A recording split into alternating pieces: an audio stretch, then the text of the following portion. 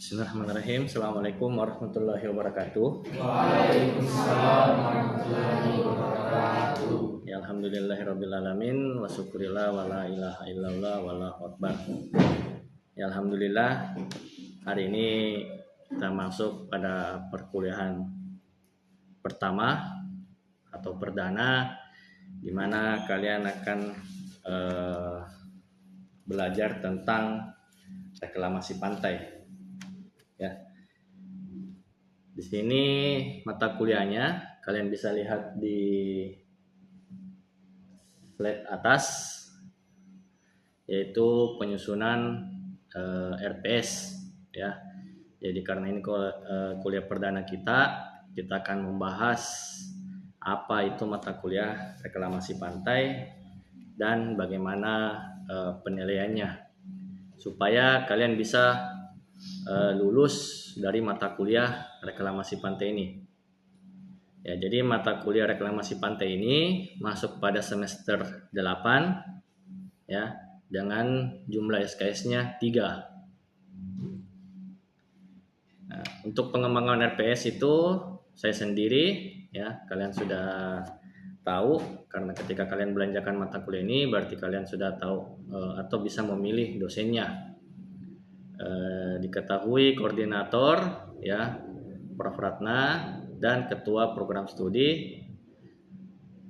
Terus capaian pembelajarannya program studinya ini itu pertama mampu mengimplementasikan karakter berilmu amaliyah, beramal ilmiah, berakhlakul karimah, serta menginternalisasi nilai norma etika akademik dan semangat kemandirian.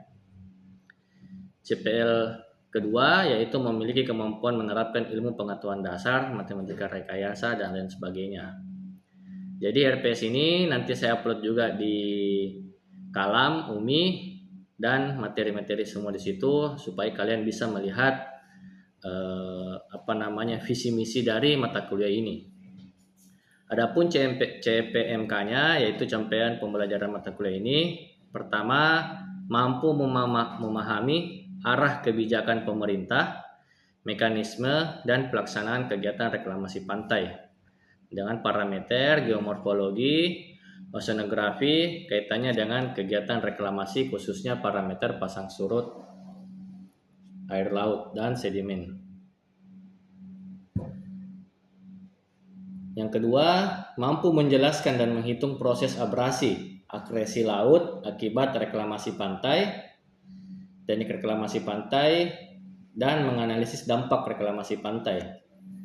Nah, ini bahan kajian dari materi ini ya, ada 12 materi termasuk dari pendahuluan sampai studi kasusnya.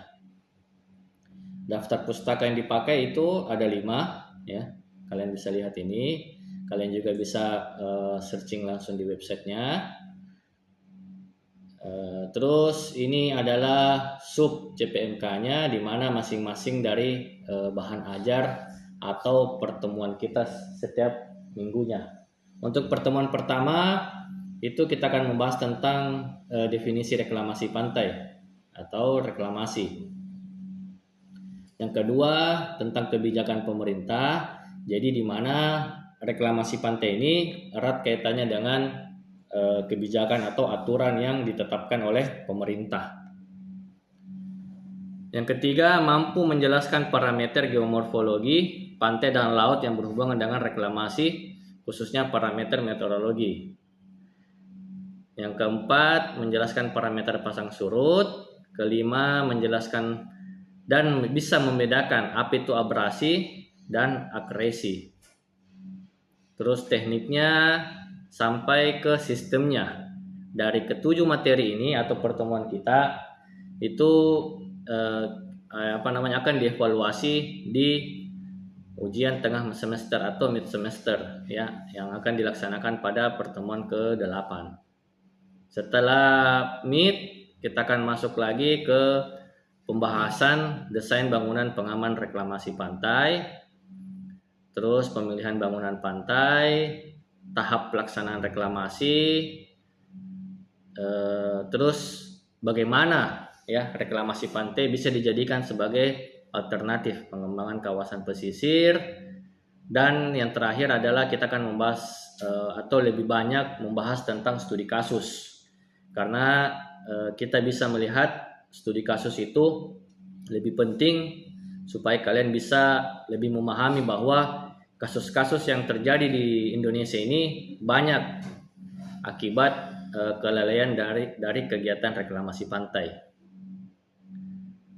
Ini catatan ya, kalian cukup lihat. Terus ini hampir sama yang di atas, reklamasi pantai. Nah, ini adalah tugas ya.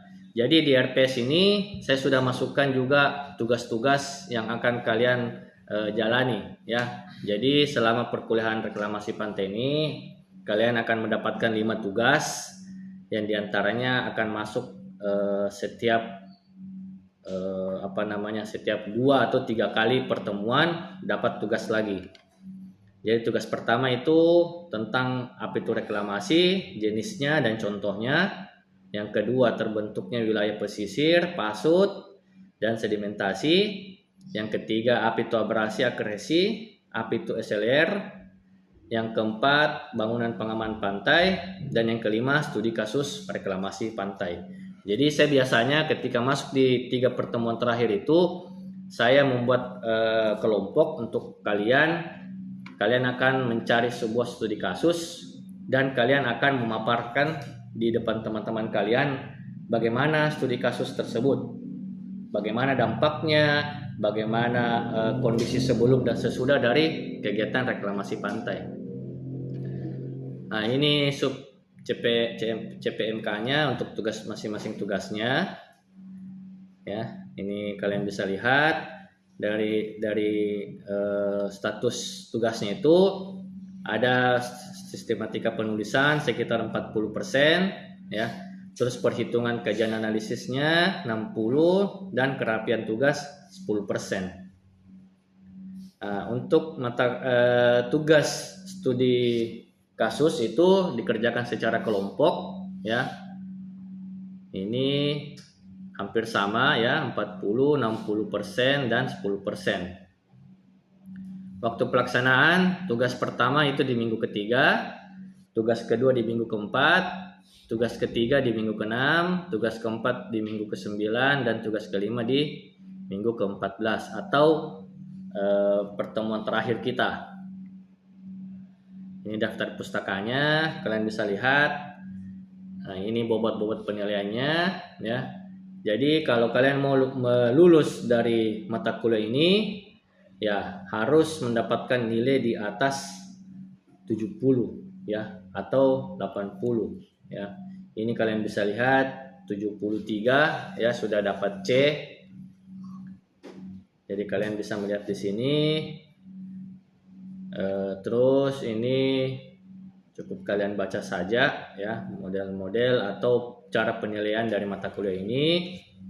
Jadi mata kuliah ini tidak ada praktek ya, hanya kuliah murni teori semua. Nah, terus ini kalian bisa lihat pembobotan nilai ya. Jadi ini saya sudah tetapkan dari tahun ke tahun ya, setiap mahasiswa mengambil mata kuliah ini. Jadi kalian bisa melihat untuk penilaian mid ya atau ujian tengah semester itu 15%, ujian akhir semester itu 15%, tugas dan lain-lainnya itu 20%, dan kehadiran 50%. Kenapa kehadiran lebih tinggi? Karena di sini mau dilihat sejauh mana kalian lebih sering aktif ya. Karena di sini kehadiran biasanya muncul kuis.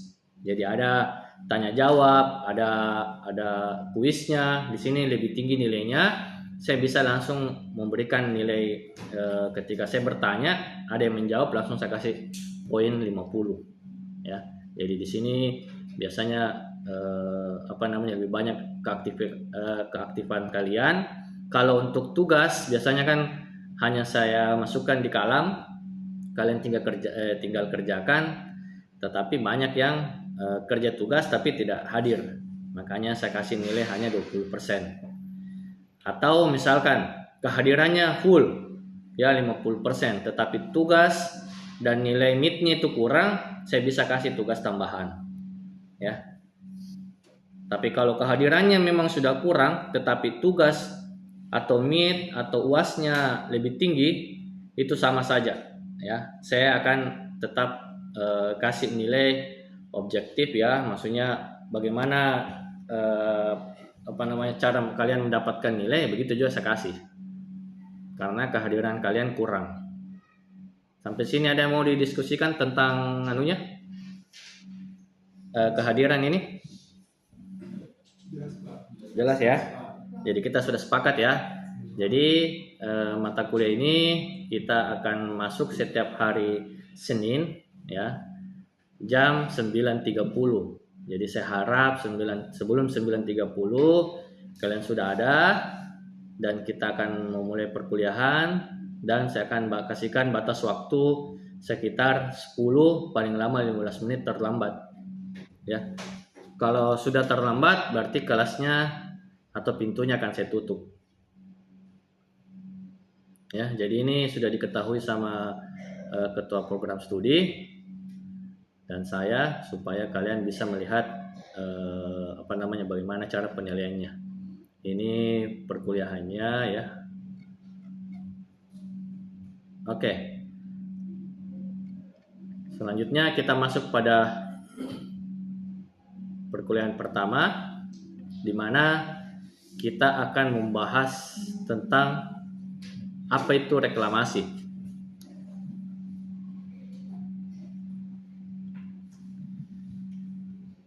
Nah, ini adalah kajian-kajian atau bab-bab yang kita akan bahas 6 pertemuan ke depannya ya. Yang pertama pertemuan itu adalah definisi reklamasi, yang kedua kebijakan, ketiga kondisinya, abrasi akresi, teknik reklamasi, sampai SLR ya. Nah, secara harfiah reklamasi itu adalah proses memperoleh kembali sesuatu dari kehilangan atau sesuatu yang kurang bermanfaat ya. Jadi reklamasi itu awalnya kondisinya bagus ya. Misalkan contoh, mungkin kalian belum dapat ya, karena kalian ini angkatan berapa tadi? 23 ya. Berarti tahun lahirnya 2005. Oh iya, masih muda sekali ya. Berarti kalian belum lahir.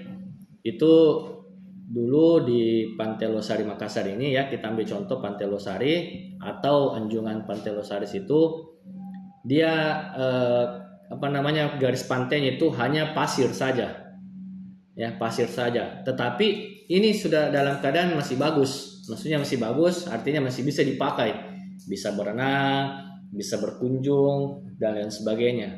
Nah, tetapi pemerintah berpikir bagaimana kalau kita manfaatkan lebih baik lagi. Nah, dia masuk kategori reklamasi.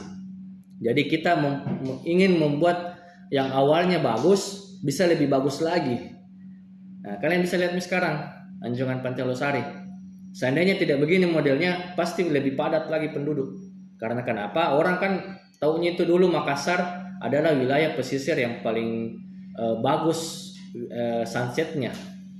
Ya, Makassar itu dulu pernah masuk nominasi wilayah sunset atau wilayah yang bisa dinikmati ketika sunset santai-santai di pinggir pantai. Makassar masuk, termasuk Bali. Jadi Makassar dan Bali itu bersaingan dulu. Ya, tapi kita kalahnya karena kurang domestiknya. Ya, maksudnya domestik dan internasionalnya yang kurang datang, sehingga penilaiannya jatuh di situ. Yang kedua, tapi kita lebih bagus ya, keadaan sunsetnya turun itu lebih indah, lebih bagus. Nah, pemerintah berpikir bagaimana caranya supaya pengunjung banyak, muat. Nah, dibikinkan reklamasi pantai, di atasnya dibikinkan anjungan, ditimbun, dibikinkan anjungan, jadilah seperti sekarang ini. Ya. Jadi berdasarkan Cambridge ya, memberikan 2 arti reklamasi, yaitu percobaan untuk membuat tanah layak untuk bangunan atau pertanian dalam hukum Indonesia ya. Jadi di Undang-Undang Indonesia ini sudah ditetapkan ya tahun 2007 tentang pengelolaan wilayah pesisir bahwa reklamasi dilakukan untuk meningkatkan sumber daya lahan. Jadi kedepannya misalkan kalian pulang kampung, daerah kampung kalian ada di wilayah pantai, kalian lihat oh ini tidak berguna, tiba-tiba datang investor membangun berguna awalnya tapi lama-lama rusak, berarti gagal kegiatan reklamasinya. Karena tujuannya dari reklamasi ini bisa dari tahun ke tahun berkelanjutan, berlanjut. Kayak Anjungan, awalnya itu hanya dibikinkan dulu tembok-tembok, lama-lama dibikinkan lagi Anjungan, lama-lama sekarang jadi CPI. Nah artinya kegiatan reklamasi di Makassar ini semakin tahun semakin berkembang, artinya dia melihat oh berarti sukses kegiatannya. Nah jadi kalau ada daerah yang baru 1-5 tahun tidak jalan kegiatan reklamasinya berarti gagal ya. Jadi di situ kalian harus melihat bahwa reklamasi itu tidak hanya memperbaiki tapi harus mempertahankan juga. Nah, jadi reklamasi adalah upaya pemanfaatan kawasan ya yang relatif tidak berguna atau kosong terus diubah. Terus ini kalian bisa juga lihat berbagai macam teori tentang reklamasi. Nah, reklamasi ini Dek tidak hanya reklamasi pantai saja. Dia ada 5 macam. Ya. Ini kalian bisa lihat di atas. Pertama ada dikatakan reklamasi tanah. Reklamasi tanah ini di mana adalah proses membentuk daratan baru dari laut atau dari dasar sungai. Nah, di sini saya biasa bertanya sama mahasiswa, kira-kira contoh dari reklamasi tanah itu apa? Ada yang bisa jawab? Saya kan tadi sudah bisa ceritakan reklamasi pantai itu membuat daratannya yang tidak berguna menjadi lebih berguna. Nah, jadi awalnya itu pasir saja, tapi dibikinkan anjungan berguna. Itu masuk reklamasi pantai. Kira-kira kalau reklamasi tanah, contohnya di Makassar apa? Tidak masuk. Beda.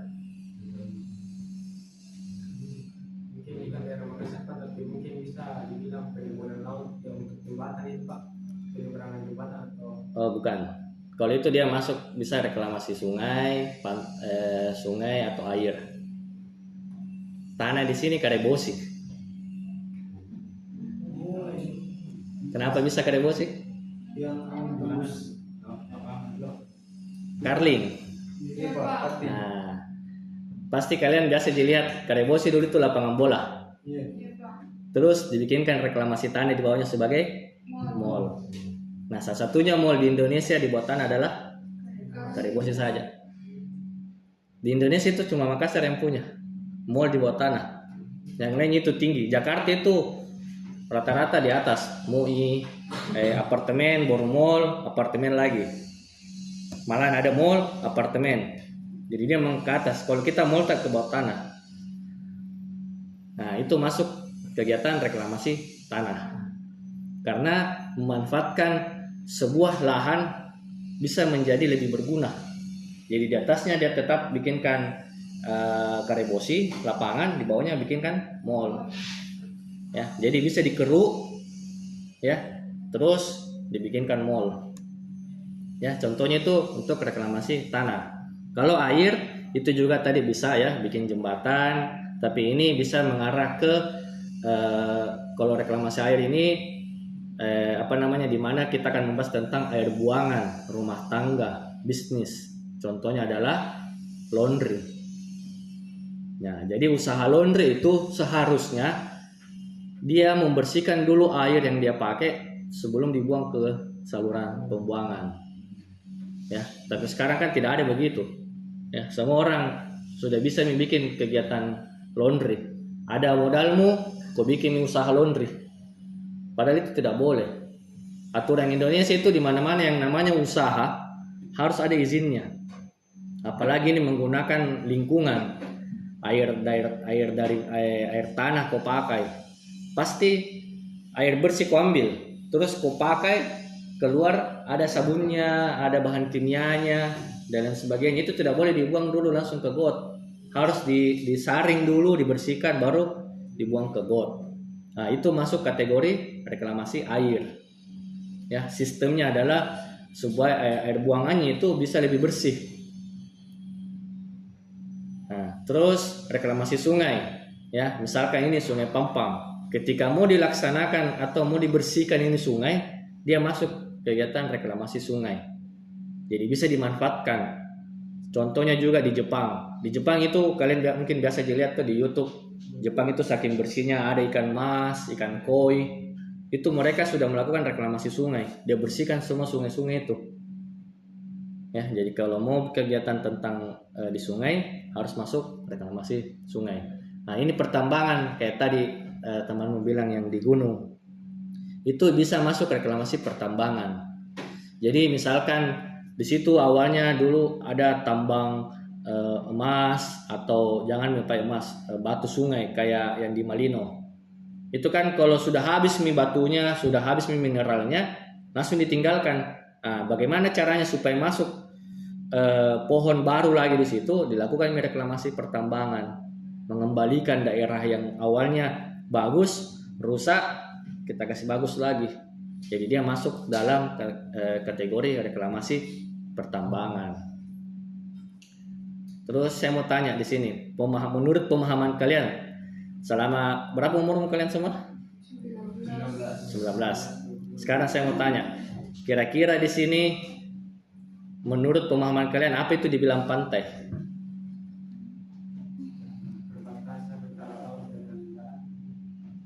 Oke. Ada lagi? Pantai. Ada yang tahu? Ya. Cocok temanmu ya? Hah? Ya. Cocok temanmu tadi ya, cuma kurang tepat. Jadi pantai itu adalah pertemuan antara daratan dan lautan yang dipengaruhi oleh pasang surut air laut. Ya. Jadi saya biasa tanyakan itu mahasiswa, apa itu dibilang pantai kah? Banyak yang menjawab pantai itu Pak, ada pasirnya, ada batunya, ada lumpurnya. Berarti yang mana betul? Karena setiap kondisi pantai itu kan berbeda-beda ya, ada berlumpur, ada berpasir. Nah, kata yang paling tepat itu adalah pertemuan antara daratan dengan lautan. Terus dia dipengaruhi oleh pasang surut air laut. Jadi contohnya di belakang ini Pampang tidak bisa dikatakan pantai. Ya, walaupun dia daratan dengan air, tapi bukan pasang surut air laut. Ya. Nah, disinilah kalian harus mengubah mindsetnya apa itu dibilang pantai. Makanya kalian mengambil mata kuliah ini, besok-besok kalau ditanya apa itu pantai, jangan mau kuliah jawab ada pasirnya. Nah, salah. Ya. Jadi kalian sudah paham apa dikatakan pantai, apa dikatakan reklamasi. Nah, jadi reklamasi pantai adalah kegiatan yang memanfaatkan lahan yang kurang berguna menjadi lebih berguna dilakukan secara dikeringkan ya, disedot airnya dan lain sebagainya. Nanti kita akan masuk pada pembahasan sistem reklamasi. Nah, terus prinsipnya itu ya, kenapa dilaksanakan reklamasi? Untuk pengembangan kawasan budidaya. Misalkan di situ mau bikin tambak ikan atau udang ya, bisa dibikinkan reklamasi pantai. Yang kedua, karena kondisi kotanya yang cukup padat. Contoh kita Makassar. Makassar ini sudah padat sekali, makanya dibangun CPI di sana. Jadi nanti ke depannya Makassar itu semua aktivitas pemerintahan itu lari ke pantai. Makanya nanti dibikinkan, katanya situ mau dibikin menara. Jadi semua pemerintahan situ ada semua di situ. Daerah-daerah yang awalnya pemerintahan akan diubah menjadi permukiman. Karena mau dikasih satu tempat saja semua.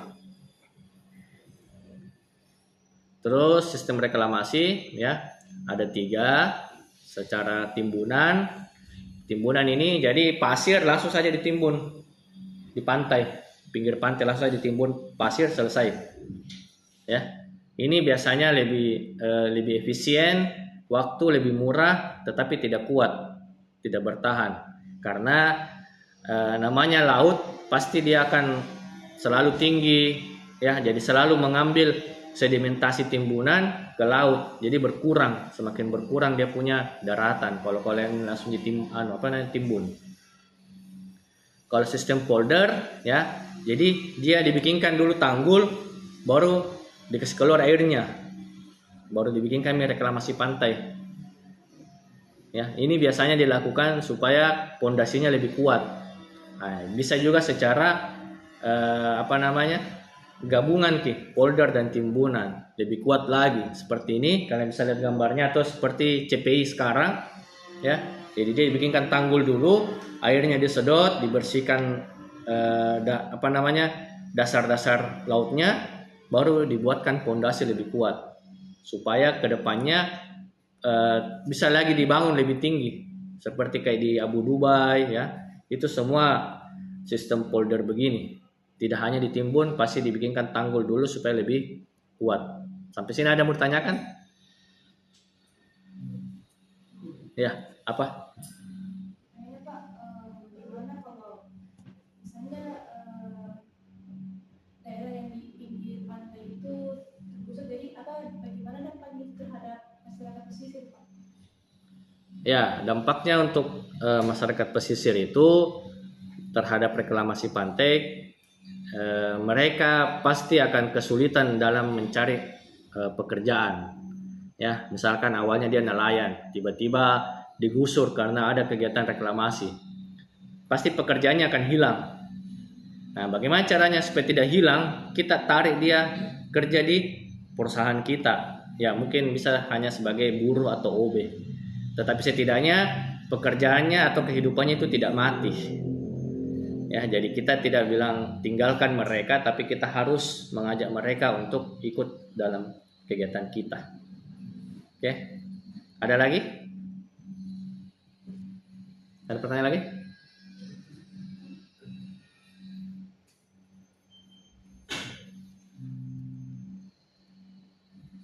Ya. Kalau memang reklamasi itu dilarang, Pak, kenapa ini dilakukan?